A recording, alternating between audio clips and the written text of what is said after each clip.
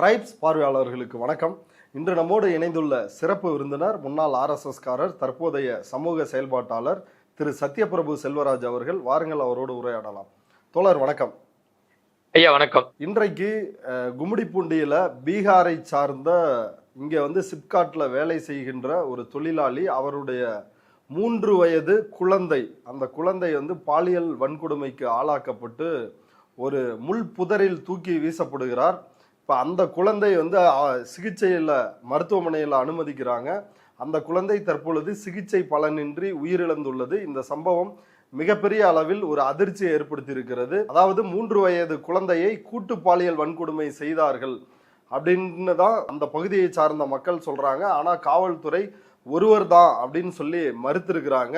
இது மட்டும் இல்லாமல் இன்றைக்கு ஒரே நாளில் கடந்த 24 மணி நேரத்தில் 5ற்கும் மேற்பட்ட குழந்தைகளுக்கு, சிறுமிகளுக்கு பாலியல் வன்கொடுமை நடந்துள்ளது.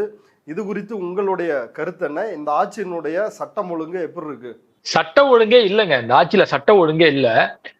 கும்மிடிப்பூண்டியில என்ன நடந்திருக்குன்னா, அதாவதுங்க, பீகாரை சேர்ந்த ஒரு குடும்பம் அங்க இருக்கக்கூடிய சிப்காட்ல தங்கி இருந்து அவங்க அங்க வேலை பார்த்துட்டு வராங்க. அப்படி இருக்கக்கூடிய ஒரு தம்பதியினுடைய 3 வயசு குழந்தைய பிபின் மஞ்சி அப்படின்னு ஒருத்தனும் அவன் கூட 3 பேரும் 4 பேரும் சேர்ந்து என்ன பண்ணிருக்கானுங்க, அந்த குழந்தைக்கு பிஸ்கட் வாங்கி கொடுத்து தனியா ஒரு ரூமுக்குள்ள கூப்பிட்டு போயிருக்கானுங்க. அத அங்க இருக்கக்கூடிய ஒரு அம்மா பார்த்திருக்காங்க. சரி, அவனுங்களும் பீகார்காரனுங்க, அந்த குழந்தையும் பீகாரை சேர்ந்த குழந்தை. அதனால அவங்களுக்கு ஏதாவது வேண்டப்பட்டவங்களா இருப்பாங்க ரீதியா அந்த அம்மா என்ன பண்ணிருக்காங்கன்னா, பார்த்துட்டு அவங்க அந்த இடத்த விட்டு போயிருக்காங்க. பிஸ்கட் பாக்கெட் கொடுத்து அந்த ஒரு 3 வயசு குழந்தை என்னென்னவோ பண்ணிருக்காங்க. ஸ்டேஷனே புடிச்சு கொடுத்துருக்கோம். 4 பேர்ல ஒருத்தனை புடிச்சு கொடுத்துரும். இன்னும் 3 பேர் கிடைக்கல எங்களுக்கு. அந்த 3 பேர் அடிச்சவன அவன் ஓடிட்டு இருக்கிறான். அதாவது கொஞ்ச நேரம் கழிச்சு அந்த இங்க குழந்தையோட தாயார் வீடு வீடா போயிட்டுங்க கேட்க ஆரம்பிச்சிருக்காங்க. இந்த மாதிரி என்னுடைய லடுக்கிய பாத்தீங்களான்னு கேட்டிருக்காங்க. இப்ப அந்த சமயத்துல என்ன இது நடந்திருக்குன்னா, பெண்கள் காட்டு பக்கமாக தங்களுடைய இங்க காலை கடனை கழிப்பதற்காக போயிருக்காங்க. அங்க போன இடத்துல ஒரு சின்ன குழந்தை உயிருக்கு போராடக்கூடிய நிலைமையில முனகிட்டு இருந்திருக்கு. அதை ஒருத்தங்க பார்த்து பேர் அதிர்ச்சிக்கு உள்ளாகி உடனடியா அங்க இருக்கக்கூடிய பெண்கள்லாம் அந்த குழந்தைய இங்க மீட்டிருக்காங்க. குழந்தைய குத்துயிரும் கொலையுயிருமா இங்க போட்டு வச்சிருந்திருக்கானுங்க. நாஸ்திப்படுத்திட்டானுங்க குழந்தையோட உடம்புல உயிர் மட்டும்தான் இருந்திருக்கு, மத்த எதுவுமே இல்லை. அந்த நிலையில குழந்தைய அங்க இருந்து கும்மிடிப்பூண்டியில இருக்கக்கூடிய ஜிஹெச்சுக்கு கொண்டு போய் சேர்த்திருக்காங்க. அதுக்கப்புறம் போலீஸ் அந்த கும்மிடிப்பூண்டி ஜிஹெச்ல இருந்து ஸ்டான்லி மருத்துவமனைக்கு மேல் சிகிச்சைக்காக கொண்டுட்டு போயிருக்காங்க. அங்க போன இடத்துல குழந்தை இப்ப இல்ல, குழந்தை தவறிட்டாங்க. இதுதான் அங்க உள்ள நிலைமை. இப்ப காவல்துறை என்ன சொல்லுது அப்படின்னா, இதுல ஈடுபட்டவன் ஒருத்தன் மட்டும்தான் அப்படின்னு சொல்லி பிபின் மஞ்சி அப்படின்னு ஒருத்தனை மட்டும் கைது பண்ணியிருக்காங்க. அதுவும் காவல்துறை கைது பண்ணல. இன்னும் காவல்துறை புலனாய்வு பண்ணிலாம் கைது பண்ணல. இந்த பொதுமக்களே இவன் தான் அந்த குழந்தைய பிஸ்கட் வாங்கி கொடுத்து கூட்டிட்டு போனதை பார்த்தவங்க சொன்னதுனால அவன் கூட இருந்த 3 பேரையும் சேர்த்து அடிச்சிருக்காங்க. அதுல 3 பேர் தப்பிச்சிருக்கானுங்க. ஒருத்தன் மட்டும் மாட்டிக்கிட்டான். அவன் தான் பிபின் மஞ்சி. அவனை போலீஸ்ல பொதுமக்கள் ஒப்படைச்சிருக்காங்க. புடிச்சு கொடுத்துருக்கோம். 4 பேர்ல ஒருத்தனை புடிச்சு கொடுத்துரும். இன்னும் 3 பேர் கிடைக்கல எங்களுக்கு. அந்த 3 பேர் அடிச்சவன அவன் ஓடிட்டு இருக்கிறான். மீதி 3 பேரை போலீஸ் கைது பண்ணல. கைது பண்ணாம காவல்துறை ஒருத்தன் மட்டும் தான் ஈடுபட்டாங்கிற மாதிரியான ஸ்டேட்மெண்ட் எல்லாம் கொடுத்திருக்கு. இதெல்லாம் பார்த்து பொதுமக்கள் ரொம்ப பயங்கர கோபத்தின் உச்சத்துக்கே போய் அவங்க என்ன பண்றாங்கன்னா, சாலை மறியல் பண்றாங்க. என்னன்னா, மீதம் உள்ளவனுங்களையும் கைது பண்ணுங்க. நாங்க நேரடியாக பார்த்தோம், 4 பேர் தான் ரூமுக்குள்ள கூட்டு போனானுங்க. இது கூட்டு பாலியல் வன்கொடுமை தான் அந்த குழந்தைக்கு நடந்திருக்குன்னு இந்த மக்கள் போராட்டம் பண்றாங்க. அப்படி போராட்டம் செய்யக்கூடிய மக்களை இந்த இன்னைக்கு இருக்கக்கூடிய தாவேக அரசினுடைய காவல்துறை கைது பண்ணிருக்கு.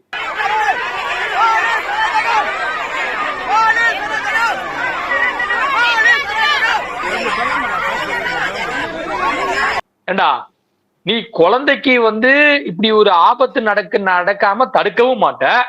அப்படி நடந்த பிறகு நீ துரிதமா நடவடிக்கை எடுத்து நீ அதாவது அனைத்து குற்றவாளிகளையும் கைது செய்யவும் மாட்ட. சரி, மக்களே அப்படி குற்றவாளிகளை அடிச்சு உதைச்சு உங்கள்கிட்ட ஒப்படைச்சு மீதம் உள்ளவனுங்களையும் கைது பண்ணுங்கன்னு மக்கள் போராட்டம் பண்ணா அவங்களையும் பிடிச்சி உள்ள போடுவேன். என்னடா ஆட்சி நடத்துறீங்க? இன்னைக்கு இது மட்டும் நடக்கலைங்கய்யா. இன்னைக்கு இந்த சம்பவம் மட்டும் நடக்கல. இன்னைக்கு நீங்க பாத்தீங்க அப்படின்னா மேலும் பல சம்பவங்கள் வந்து தமிழ்நாடு அளவுல நடந்திருக்கு. நாம அதை ஒவ்வொன்றா பார்ப்போம். இதே சென்னையில பூந்தமல்லியில 7 வயசு சிறுமிய சரவணன் ஒருத்த வந்து பாலியல் வன்கொடுமை செஞ்சிருக்காங்கயா. இந்த பாதிக்கப்பட்ட சிறுமியினுடைய குடும்பத்தினர்கள் வந்து காவல்துறையில கம்ப்ளைண்ட் கொடுத்தோம். இந்த தாவேக அரசாங்கத்தினுடைய காவல்துறையானது கம்ப்ளைண்ட் எடுக்கலங்க, கம்ப்ளைண்ட் எடுக்கல, எஃப்ஐஆர் போடலங்க, நடவடிக்கை எடுக்கல. அப்புறம் இந்த விஷயம் வந்து ஒரு பத்திரிகையாளர் மூலியமாக இங்க இருக்கக்கூடிய அனைத்து ஊடகங்களுக்கும் இந்த விஷயம் வந்து போகுது அப்படின்னு தெரிஞ்ச பிறகுதான் காவல்துறை நடவடிக்கை எடுக்கவே ஆரம்பிச்சிருக்கான். வெட்கப்படணும் சார், வெட்கப்படணும். கோட்டு சுட்டு போட்ட விஜய வெட்கப்படணும், காக்கி சட்டை போட்ட எல்லா போலீஸ்காரரும் வெட்கப்படணும். சரி, இது மட்டும் தானு பார்த்தா அதே சென்னையில 12 வயசு வந்து சிறுமிக்கு வந்துங்க பாலியல் சீண்டல் பண்ணின ஒருத்தனை வந்து போலீஸ் வந்துங்க பல பிரச்சனைகளுக்கு மத்தியில அவனை வந்துங்க கைது பண்ணிருக்கு. அதன் பிறகு பாத்தீங்கன்னா தாம்பரத்துல 10 வயசு வந்துங்க சிறுமிய ஒருத்தன் வந்து பாலியல் வன்கொடுமை செஞ்சிருக்கான். அதன் பிறகு பாத்தீங்க அப்படின்னா திருவள்ளூர்ல 7 வயசு சிறுமிய ஒருத்தன் வந்து பாலியல் வன்கொடுமை செஞ்சிருக்கான். அப்ப இன்னைக்கு மட்டுமே நம்ம பார்த்தோம்னா இப்படி வந்து 5 விதமான பெண் குழந்தைகள் வந்து பாலியல் வன்கொடுமைக்கு வந்து உள்ளாக்கப்பட்டிருக்காங்க. இன்னைக்கு நாம சொல்றது இன்னைக்கு மட்டுமே. அதுல ஒரு குழந்தை வந்துங்க இறந்தே போயிருச்சு. இப்ப இதெல்லாம் பார்க்க வேண்டிய சிஎம் விஜய் வந்து இன்னைக்கு என்ன பண்ணிக்கிட்டு இருக்காருன்னா, இன்னைக்கு இதுங்க அந்த கீர்த்தி சக்கரா இது வாங்கினார்ல, அவருடைய குழந்தைய வந்து என் மடியில வச்சுக்கிட்டு ரீல்ஸ் போட்டுக்கிட்டு இருக்காரு. ரீல்ஸ். ஐயா விஜய் ஐயா, நீங்க இந்த ஆட்சிக்கு வருவதற்கு காரணமா இருந்தவங்க எல்லாம் யாரு? இந்த குழந்தைங்க. நீதான சொன்ன இந்த மாதிரி குட்டீஸ், நண்பா நண்பீஸ், நீங்க எல்லாம் தான் என்னுடைய வந்து மிகப்பெரிய தூண். நீங்க எல்லாம் உங்க அப்பா அம்மா கிட்ட வந்து எப்படி நீங்க வந்து சாக்லேட் வேணும் அது வேணும்னு சொல்லி அடம் பிடிப்பீங்களோ, அது போல இந்த விஜய் மாமாவுக்கு வந்து ஓட்டு போடுங்கன்னு சொல்லி அடம்பிடிங்க அப்படின்னு சொல்லி அவங்களெல்லாம் டூல் கிட்டா பயன்படுத்தி தானே நீ இன்னைக்கு ஆட்சிக்கு வந்திருக்க. அந்த குழந்தைகளுக்கே பாதுகாப்பு இல்ல சார், இந்த குழந்தைங்களுக்கே பாதுகாப்பு இல்ல. எந்த விஜய் மாமாவுக்கு? குழந்தைகளுக்கு இத்தனை, ஏதாவது ஒரே நாள்ல 5 இடத்துல வந்து குழந்தைகள் பாலியல் வன்கொடுமைக்கு உள்ளாக்கப்படும் பொழுது தடுக்க திராணி இல்லாத இப்படி ஒரு சிஎம்மா இருக்கக்கூடிய இந்த விஜய் மாமாவுக்காக தான் நீங்க வந்து சார் ஓட்டு கேட்டீங்களா சார்?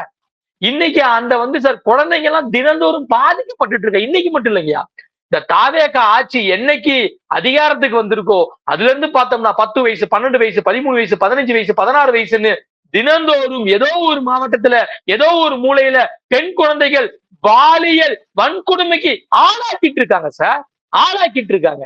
இதுக்கு நீங்க என்னையா பதில் சொல்ல போறீங்க? கேட்டா என்ன சொல்றாரு விஜய் இன்னைக்கு? நல்ல பதில வந்துங்க, அதாவது நல்லா தேடி பல புத்தகங்கள் எல்லாம் வந்துங்க படிச்சுட்டு வந்து சொல்றாரு ஒரு வந்து கேவலமான பதில். என்ன பதில்னா, போன ஆட்சியில வந்து நடக்கும் பொழுது திமுக காரணம், ஆனா இந்த ஆட்சியில வந்து நடக்கும் பொழுது தனி மனித ஒழுக்கம் இல்லாமை தான் இதுக்கெல்லாம் காரணம். காரி துப்பணும் சார், காரி துப்பணும் சார். சார் தனி மனித ஒழுக்கத்தை பத்தி விஜய் சார் நீங்க பேசலாமா சார்? சங்கீதாக்கா பக்கத்து தெருவுல நிக்கிறாங்க சார் கையில வச்சுக்கிட்டு, சங்கீதாக்கா பக்கத்து தெருவுல நிக்கிறாங்க. தனி மனித ஒழுக்கத்தை பத்தி நீங்க பேசலாமா சார்? போன ஆட்சியில இப்படியான குற்றங்கள் நடந்தால் திமுக காரணம், ஆனா இந்த ஆட்சியில இப்படியான வந்து குற்றங்கள் நடந்தால் இதற்கு வந்து சார் தனி மனித ஒழுக்கம்னு இப்படி வந்து சார் அப்பட்டமா பேசுறீங்களே சார், உங்களுக்கு எல்லாம் நாக்கு கூசலையா சார்? பெண்களுக்கு எதிரான குற்றங்களில் தாவேக காரர்களே ஈடுபடுறாங்கல்ல. இந்த அரசு அமைந்த உடனே ஒருவர் கைது செய்யப்படுகிறார், பாம்பு தினேஷ். அவர் வந்து 10 வயது சிறுமியை இந்த மாதிரி பாலியல் வன்கொடுமை செஞ்சுட்டாரு அப்படின்னு தாவேகாவினுடைய வட்ட செயலாளர் கைது செய்யப்படுகிறார். இப்ப சேலத்தில் மணிகண்டன் அப்படின்ற நபர் 50க்கும் மேற்பட்ட பெண்கள், அவரும் தாவேகா தான் அப்படின்றது அந்த போஸ்டர்கள், கட்சி போஸ்டர்கள்ல பார்த்தாலே தெரியுது. அவர் பாலியல் வன்கொடுமை வந்து செஞ்சிருக்கிறாரு. ஆபாச வீடியோக்கள் எடுத்து வைத்து தனக்கு மட்டும் இல்லாமல் என்னோட நண்பர்களோடையும் நீங்க வந்து இருக்கணும் அப்படின்னு சொல்லி பெண்களை மிரட்டி இருக்கிறார். அவர் ஒருத்தர் தான் வந்து, அவரும் தாவேகா, ஆனா அவர் வந்து தாவேகாவே இல்லை அப்படின்னு வந்து மாவட்ட செயலாளர்கள் வந்து அறிக்கை கொடுக்குறாங்க. இப்படி பல சம்பவங்களில் இப்ப சிவகங்கையில் நேற்று முன்தினம் ஆயுதப்படை பெண் போலீசார் அவங்கள கூட்டு பாலியல் வன்கொடுமை செய்ய முயற்சி செஞ்சிருக்கிறாங்க. அதுலேயும் ஒரு தாவேகாவை சார்ந்த நபர் வந்து கைது செய்யப்பட்டிருக்கிறார். இப்படி குற்றங்களில் தாவேகாவினரே, இப்ப சேலம் தாரமங்கலத்தில் ஒரு விவசாயியினுடைய மனைவி, அவரை வந்து தாவேகாவினர் வந்து கடுமையா வந்து தாக்குறாங்க.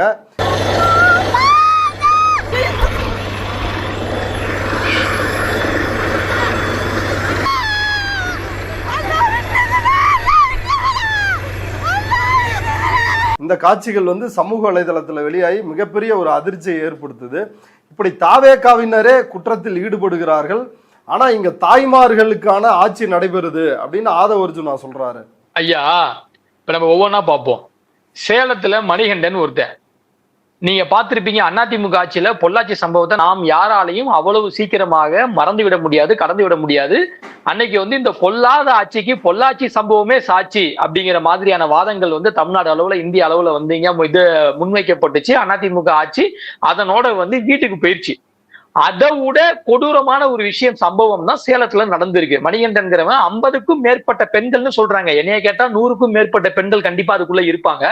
அப்படிப்பட்ட பெண்களை வந்து இவன் வந்து பாலியல் ரீதியாக எல்லா விஷயங்களும் செஞ்சுட்டு அதனை வந்து வீடியோ எடுத்து அது அவனுடைய ஃப்ரெண்ட் சர்க்கிள்ல பரப்பி இவங்க கூடயும் இருக்கணும் கட்டாயப்படுத்தி மிரட்டியிருக்கான். அவன் தாவேக்கால இருந்ததற்கான சுவரொட்டிகள், போஸ்டர்லாம் நம்ம பார்த்தோம்.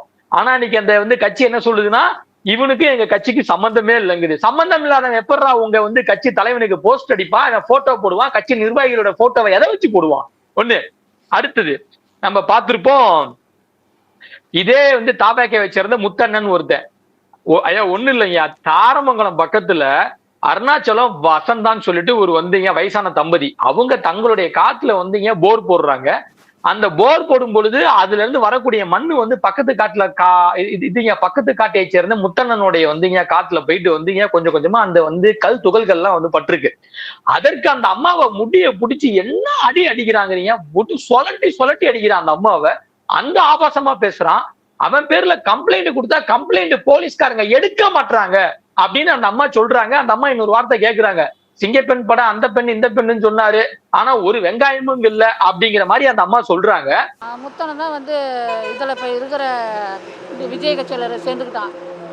சேர்ந்துட்டு சரி நம்மள யாரும் எதுவும் பண்ண முடியாது அப்படின்னு சொல்லிட்டு வந்து ரொம்ப அடிச்சுட்டாங்க எங்களை. விஜய் ஆட்சி அமைச்சாங்க, பெண்களுக்கெல்லாம் பாதுகாப்பு கொடுக்குறோன்னு தான் அமைச்சாங்க.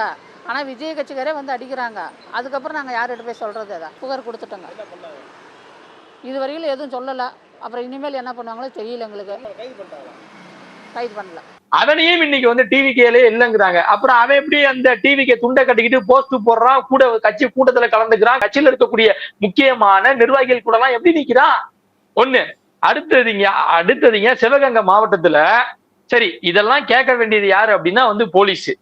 இதுக்கு நான் இன்னைக்கு வந்து பாத்தீங்கன்னா விஜய் வந்து இங்க சிங்கப்பெண் படைன்னு ஒரு விஷயத்த வந்து ஒன்னத்துக்குமே உதவாத ஒரு விஷயத்த விளம்பரத்துக்காக வந்து இங்க கொண்டுட்டு வந்திருக்காரு.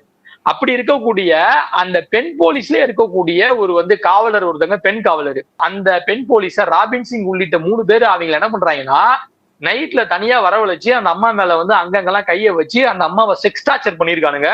அந்த அம்மா அங்க இருந்து தப்பிச்சு ஓடி போய் 100க்கு கால் பண்ணி அப்புறம் போலீஸ் வந்து அவங்களை வந்து ஏன் மீட்டு கொண்டுட்டு போயிருக்கு.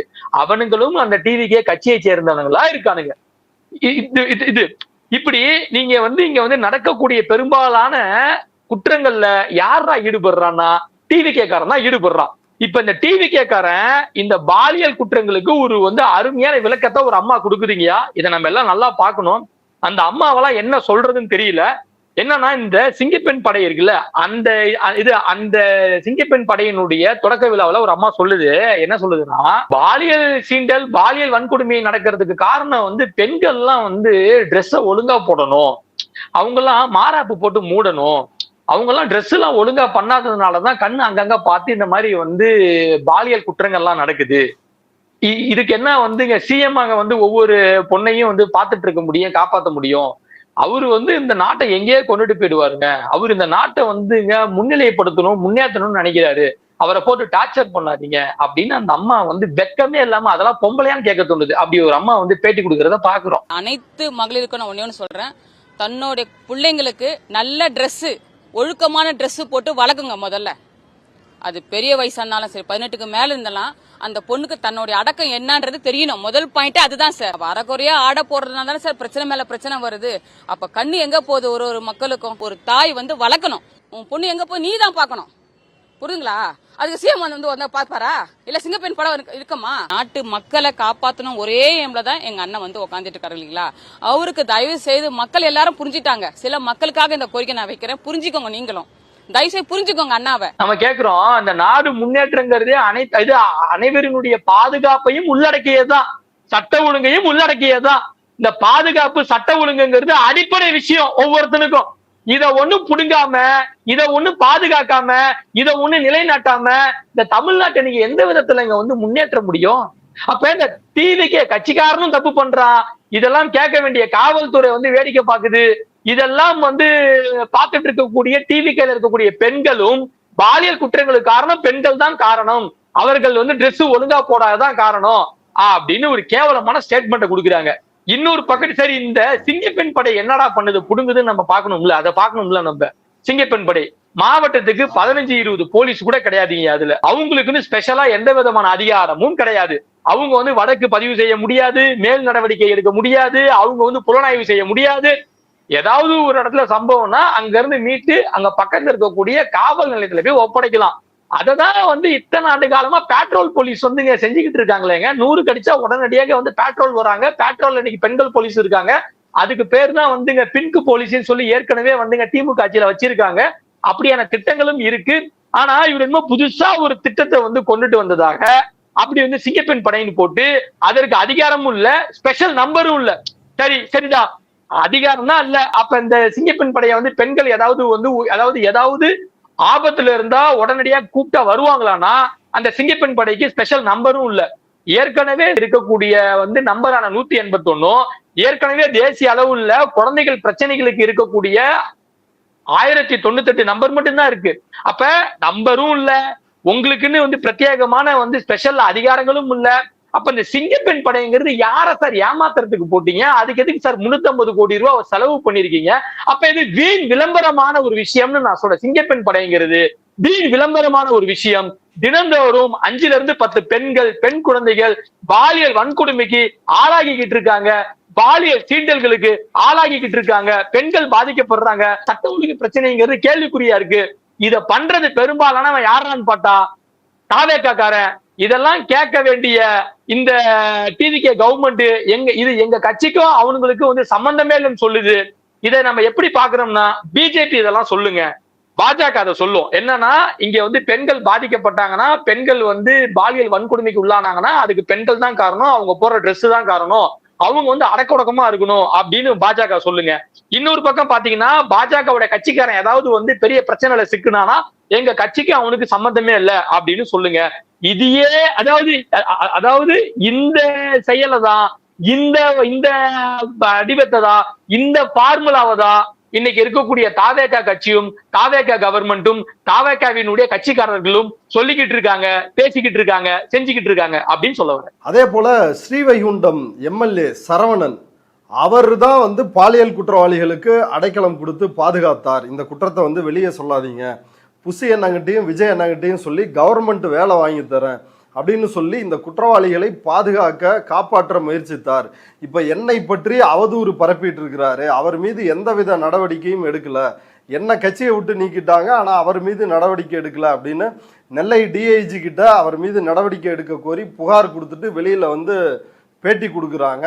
இது பற்றி என்ன நினைக்கிறீங்க? தற்போது வரை ஏன்னா எதிர்கட்சி தலைவர், பல்வேறு எதிர்கட்சிகள் எல்லாருமே, எடப்பாடி பழனிசாமி, உதயநிதி ஸ்டாலின் எல்லாருமே அறிக்கை கொடுத்த பிறகும் கூட எம்எல்ஏ சரவணன் மீது எந்த ஒரு நடவடிக்கையும் எடுக்காம இருக்காரு விஜய். ஐயா, இவனுங்களெல்லாம் காரி துப்பணும்னு தோணுதுங்க. ஒரு பெண் பாதிக்கப்படுறாங்க, அவங்க எவிடன்ஸோட வந்து கம்ப்ளைண்ட் கொடுக்குறாங்க, அதற்கு வந்து சாட்சிகளை. இன்னொன்னு, இந்த பாலியல் வன்கொடுமை விஷயத்துல பாதிக்கப்பட்ட பெண் தாங்க சாட்சி, நீங்க மற்ற சாட்சி கூட தேவையில்லை. அந்த பாதிக்கப்பட்ட பெண் வந்து சரியா சொல்ற வாக்குமூலம் ஸ்ட்ராங்கா நிற்கும். எதுல? நீதிமன்றத்துல. அப்படிப்பட்ட பெண்ணே சொல்றாங்க, சம்பந்தப்பட்டவனை கைது பண்ணிட்டீங்க, அவனுங்களுக்கு சார்பா வக்காலத்து வாங்கிட்டு வந்தா அவனுங்களை காப்பாத்துறதுக்கு ட்ரை பண்ண இந்த டிவிகே எம்எல்ஏ மேல ஏன் சார் இது வரைக்கும் நடவடிக்கை எடுக்கல? ஏன் இது வரைக்கும் அந்த எம்எல்ஏவை வந்து கைது செய்யல? நியாயமான விஜய், எப்பா விஜய், பெண்கள் பாதுகாப்பு தூய சக்தியின் உருட்டுனல்ல, உன் எம்எல்ஏ ஒருத்தர் 2 வந்து ரேப் அக்யூஸ்ட காப்பாத்துறதுக்கு அண்ணன் சொல்லி புஷி ஆனந்த சொல்லி வேலை வாங்கி தரேன், இந்த கம்ப்ளைண்ட வாபஸ் வாங்குமா, பிரச்சனை பண்ணாதமான்னு ஒருத்தர் வந்து ஒரு பாதிக்கப்பட்ட பெண் என்ன பண்றான், மிரட்டுறான். இதே அந்த எம்எல்ஏ இடத்துல ஒரு வந்து சராசரி சாமானியனா இருந்தா இந்நேரம் அவன் மீதும் அந்த வந்து ரேப் கேஸ்ல ஒன் ஆஃப் த அக்யூஸ்டா வந்து சேர்க்கப்பட்டிருப்பான், அவன் இந்நேரம் வந்து சிறையில இருந்திருப்பான். உங்க எம்எல்ஏ மேல நீங்க எப்ப சார் நடவடிக்கை எடுக்க போறீங்க? இப்படிப்பட்ட விஷயங்களை வச்சுட்டு ஆதவர்ஜினா வெக்கமே இல்லாம சொல்ற, எப்பா நீ என்ன சொன்ன, இந்த ஆட்சி வந்து தாய்மார்களுக்கான ஆட்சி.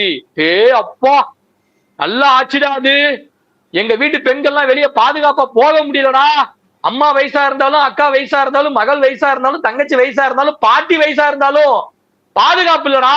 இப்படி பெண்களுக்கு பாதுகாப்பு இல்லாத ஒரு ஆட்சியை வச்சுக்கிட்டு இது தாய்மார்களுக்கான ஆட்சின்னு எந்த விதத்துல சார் நீங்க சொல்றீங்க? இதெல்லாம் தாண்டி இன்னொன்னு சொல்றாரு, 6 மாத காலம் எங்களுக்கு அவகாசம் கொடுத்தாதானங்க நாங்க வந்து நல்லா பண்ண முடியுங்கிறாரு. எப்பா நீ வந்து இப்ப நீ சொன்ன திட்டங்களை, நீ சொன்ன வாக்குறுதிகளை 6 மாசம், நான் 8 மாசம் கூட எடுத்துக்க தப்பு இல்ல. ஆனா சட்டம் ஒழுங்குங்கிறது அடிப்படை பிரச்சனையா. 6 மாசம் வரைக்கும் பொறுத்துட்டு இருக்கணும்னா என் வீட்டுல எங்க அம்மா என் அக்காலாம் இருக்க மாட்டாங்க. இங்க இருக்கக்கூடிய பல வீடுகள்ல பல குழந்தைகள் இருக்காது. இங்க இருக்கக்கூடிய பல வீடுகள்ல பல அம்மாக்கள், பல அக்காக்கள், பல சகோதரிகள் இருக்க மாட்டாங்க. ஏதோ ஒரு விதத்துல பாலியல் ரீதியாகவும் ஏதோ ஒரு விதத்துல பாதிக்கப்பட்டுருவாங்க, செத்து போயிருவாங்க. இன்னைக்கு ஒரு குழந்தை செத்து போயிருச்சு, அந்த குழந்தை வீட்டுல போய் சொல்லு இந்த மாதிரி ஏங்க ஒரு 6 மாசம் பொறுத்துவீங்க, எங்க அண்ணன் எல்லாம் பண்ணிடுவாருங்க. 6 மாசம் கழிச்சு நீ திட்டத்தை கொண்டு வா, நீ 6 மாசம் கழிச்சு எல்லாத்தையும் புடுங்கி நடுற வரைக்கும் செத்து போன அந்த குழந்தை வருமா? தினந்தோறும் பாலியல் வன்கொடுமைகளுக்கு ஆளாக்கக்கூடிய பெண்கள் எல்லாம் வந்து பாதிக்கப்படாம இருப்பாங்களா? அவர்களுக்கு நல்ல வாழ்க்கை கிடைக்குமா? அவர்கள் பாதிக்கப்பட்டதுக்கு என்ன சார் உங்களால சொல்ல முடியும்? வெக்கமா இல்ல? 6 மாசம் வரைக்கும் பொறுத்துருங்கன்னு சொல்றதுக்கு. இல்ல, இப்படி இந்த அரசின் பிரச்சனைகளை வந்து சுட்டி காட்டுறவங்களை வந்து தெருநாயோட ஒப்பிட்டு ராகவா லாரன்ஸ் வந்து நேத்து பேசியிருந்தாரு. இப்படி இந்த ஆட்சி எப்படி இருக்குது அப்படின்னு சொல்லிட்டு டைம் கொடுங்க அப்படின்னும் அந்த விமர்சிப்பவர்களை தெருநாயோடு மக்களை ஒப்பிட்டு அவர் வந்து பேசியிருந்தாரு. அது பற்றி என்ன நினைக்கிறீங்க? இந்த ராகவா லாரன்ஸ் இருக்கான்லங்க, அவன் ஒரு பெரிய டுபாகூருங்க. அதாவது 4 பேருக்கு உதவி பண்றத போட்டோ வீடியோ எடுத்து போட்டுக்கிட்டு பெரிய அளவுல வந்துங்க பில்டப் பண்ணிட்டு சுத்துற ஆளுன்னு அங்க வந்துங்க சினிமால இருக்கக்கூடியவங்களே வந்துங்க நிறைய பேர் சொல்லி நம்ம கேட்டிருக்கோம். சரியா நம்ம அதை வந்துங்க பெருசா கண்டுக்கல. என்ன சொன்ன, விமர்சிப்பவங்களாம் நாய் கூட சேர்த்து பேசுவியா? ஆமா ஆமா சத்யபிரபு, நான் இப்ப வந்து விமர்சிக்கிறேன், என்னை நீ அப்படியே வச்சுக்கோ. நம்ம வந்து ஆதவர்ஜினாவுக்கு சொன்னதுதான் உனக்கும். அன்றாடம் பிரச்சனை. சாமானிய நீ எல்லாம் கார்ல வந்துட்டு கார்ல போற, இறங்குனா காரு, ஏறுனா காரு, நீ வந்து போனா வீடு, உன்னை சுத்தி நான் ஒரு பெரிய வட்டம், உனக்கு எந்த பிரச்சனையும் நடக்காது. ஆனா இங்க சாமானிய தினந்தோறும் வாழ்றதுக்கு சிங்கி அடிக்கணும். இங்க இருக்கக்கூடிய பெண்கள் எல்லாம் வேலைக்கு போயிட்டு திரும்ப வீடு வர வரைக்கும் அவங்க வந்து குடும்பத்தை சேர்ந்தவங்களா இருந்தாலும் சரி, அந்த பெண்ணும் சரி, பாதுகாப்பு இல்ல. அவங்க எல்லாம் அடி நெருப்ப அடி வயித்துல கட்டிக்கிட்டு தான் வராங்க. இங்க இருக்கக்கூடிய சின்ன பிள்ளைங்க ஸ்கூலுக்கு போயிட்டு திரும்ப வீட்டுக்கு வர வரைக்குமே எல்லாரும் பயத்துல இருக்காங்க, என்ன நடக்குமோ ஏது நடக்குமோன்னு. இப்படி பெண்களும் குழந்தைகளும் பாதிக்கப்படும் பொழுது விமர்சனம் என்னயா, காரி துப்புவோமையா நாங்க அந்த கவர்மெண்ட்ட, அது எங்கள் உரிமை. ஓகே தோழர், அடுத்தடுத்து பிரச்சனைகள்ல காவல்துறை என்ன மாதிரி செயல்படுது, விஜய் வந்து வாய் திறப்பாரா அப்படின்றத பொறுத்திருந்து பார்க்கலாம். இவ்வளவு நேரம் நம்முடைய பார்வையாளர்களுக்காக நேரத்தை ஒதுக்கி கருத்துக்களை பகிர்ந்துட்டதுக்கு ரொம்ப நன்றி. ஐயா நன்றிங்க.